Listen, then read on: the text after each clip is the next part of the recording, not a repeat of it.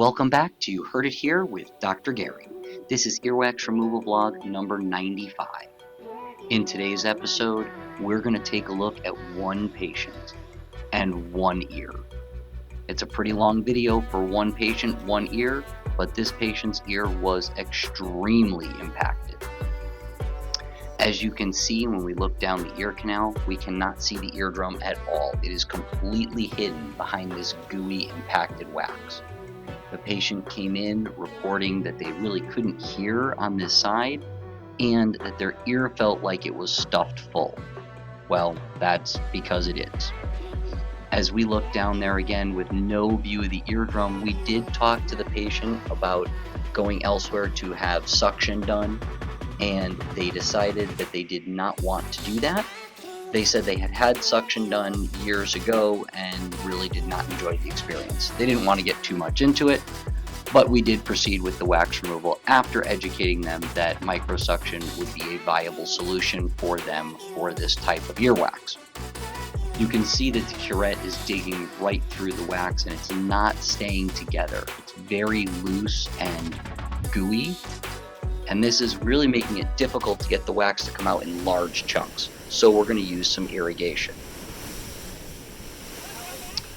As we look at our favorite video here with the irrigation, we actually had to irrigate this patient's ear several times.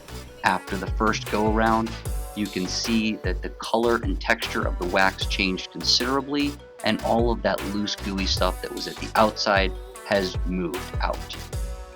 So what we're going to do is use the curette and try to remove this wax, peeling it back, and you can see that behind this yellowish wax at the outside, it gets very dark and hard behind there. That is a good indicator that that wax has been in there for a long time. If you like these wax removal videos, please take a moment to like and subscribe. It really does help with the YouTube algorithm and does give me constant feedback on what I'm doing well, and provide more of these videos for your education and entertainment purposes. Alright, again, this is the second irrigation. Normally we don't have to irrigate more than once, if at all.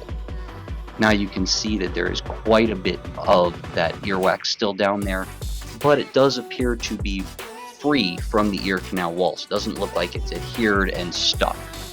As we pull that down, we can see the top portion of the eardrum. So we're just going to remove this wax here gently and give it a good view of the eardrum and see if we have to irrigate again. Now, as I suggested in the beginning of the video, we did have to irrigate this patient's ear a third time. So let's see what this looks like and why we had to irrigate a third time. There's still quite a bit down there. Again, you see that dark coloration. That means it's been there for quite a while.